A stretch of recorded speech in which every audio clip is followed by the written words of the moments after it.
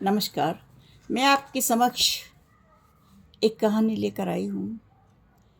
मेरी कहानी मेरी जुबानी के अंतर्गत आराधना खरे से सुनिए, अर्थात मुझसे सुनिए मेरी कहानी कसक।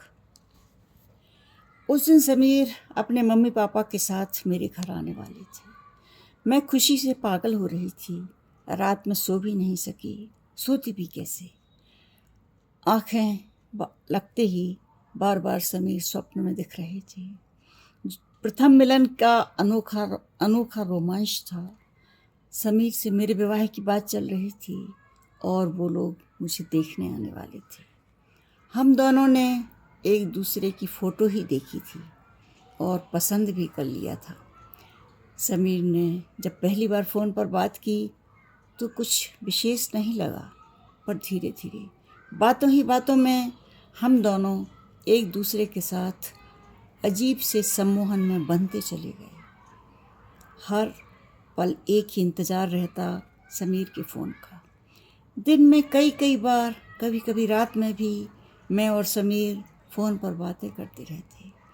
इस वार्तालाप ने हमें इतना निकट ला दिया था कि सहसा सोचकर विश्वास ही ना होता कि हम कभी मिले ही नहीं थे।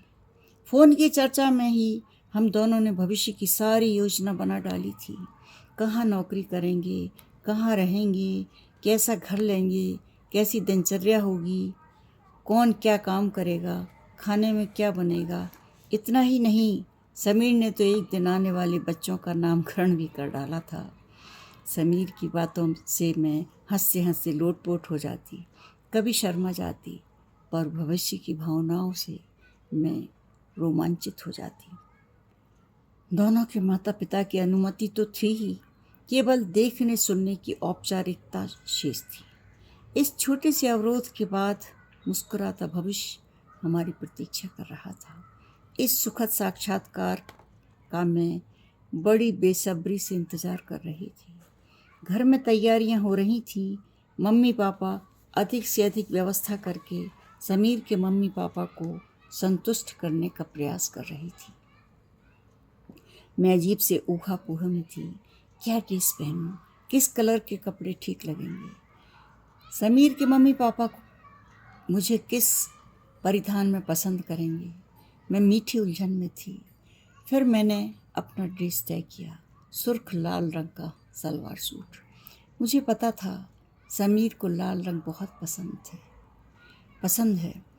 सदैव से सादगी पसंद स्वभाव होने पर भी उस दिन मैंने थोड़ा श्रृंगार भी किया। समीर के समक्ष अपना अधिकतम अच्छा रूप प्रस्तुत करना चाहती थी। इसलिए जीवन में प्रथम बार स्वयं को आकर्षक दिखाने की उत्कट इच्छा मन में जागृत हुई। सब तैयारियां हो चुकी थी। थोड़ी देर बाद समीर अपने मम्मी पापा के साथ आ गए थे और मैं बस लाज और हर्ष के साथ उनसे मिलने के लिए उत्सुक थी। समीर तो मेरे लिए चिर परिचित थे, केवल देखने दिखाने की औपचारिकता शेष थी। जैसे ही मैं कमरे में आकर झांकी, मैंने समीर को देखा। मैं थोड़ा ठिठक गई। समीर फोटो वाले समीर की अपेक्षा बहुत स्मार्ट और आकर्षक लगे। हमारी आंखें मिली। फिर मैं समीर के मम्मी पापा के प्रश्नों के उत्तर देने लगी। हल्की फुल्की बातचीत होती रही, जिसमें मैं और समीर बहुत कम शामिल थे।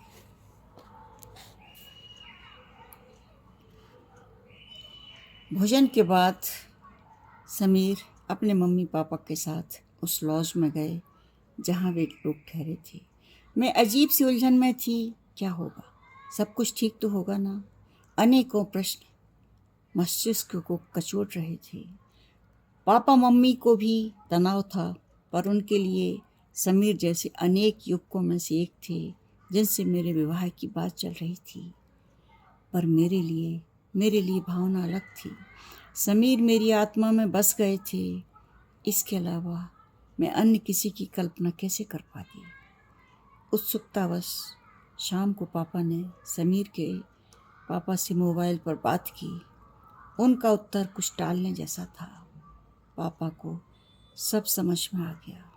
उन्होंने जैसे ही घर में हम लोगों को बताया तो मेरे पैर के नीचे से ज़मीन खिसक गई। मैं बेहद घबराई हुई और परेशान थी। ऐसा कैसे संभव है? विश्वास नहीं हो रहा था।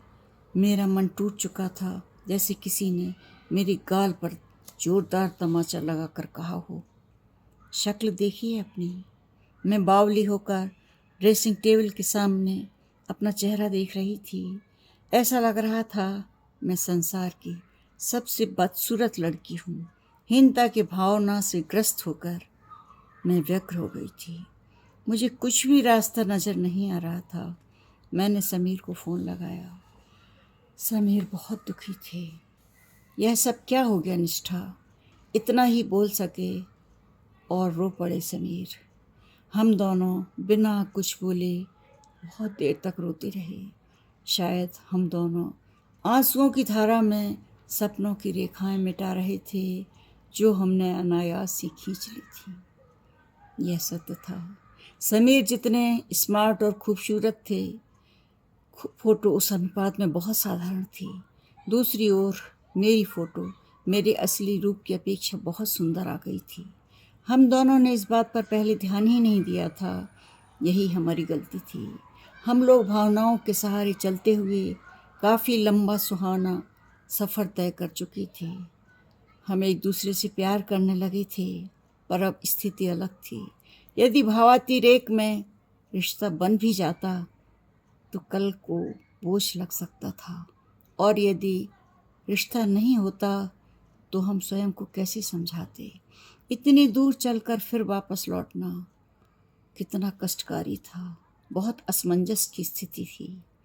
यदि स्वयं की भावनाओं को दूर रखकर निरपेक्ष भाव से मैं सोचती तो सच था, मेरा और समीर की जोड़ी कोई उचित जोड़ी नहीं थी, क्योंकि विवाह में मन की नहीं तन की भी भूमिका होती है। इस तथ्य को कैसे नकारा जा सकता है? मुझे लगता काश कोई जादुई करिश्मा हो जाता। मैं अपूर्व सुंदरी बनकर समीर के पास जा बैठती, या किसी करतब से समीर ही साधारण बनकर मुझे थाम लेते। पर ऐसा कहाँ होता है? यह सच था, यदि हम दोनों जरा सी जिद करते तो यह रिश्ता हो जाता, और संभव था सफल भी होता। परंतु था तो समझौता ही। समझौते के आधार पर बने रिश्ते कब जिंदगी में कड़वाहट घोलने लगे, यह कहा नहीं जा सकता। जब शांत भाव से मैंने विचार किया तो लगा रिश्ता ना करना ही अधिक उचित है। निर्णय करना सरल था, पर मानना बहुत कठिन। अब इतने समय बाद गलती की थी तो सज़ा तो सहनी ही थी। बहुत प्रयास करके धीरे धीरे सब सामान्य होने लगा है। मम्मी पापा मेरे लिए जीवन साथी खोज रहे हैं। समीर के लिए भी तलाश जारी है। कुछ दिनों में हम दोनों अपनी अपनी दुनिया में रम जाएंगे। अब मेरे और समीर के मध्य कुछ भी नहीं है, पर जीवन के इस समय खंड को, चाहत की जिस भावनात्मक गहराई के साथ हमने जिया था, उसकी याद भले ही समय की परतों के नीचे धूमिल पड़ जाए, पर उसकी कसक जीवन पर्यंत शेष रहेगी। धन्यवाद।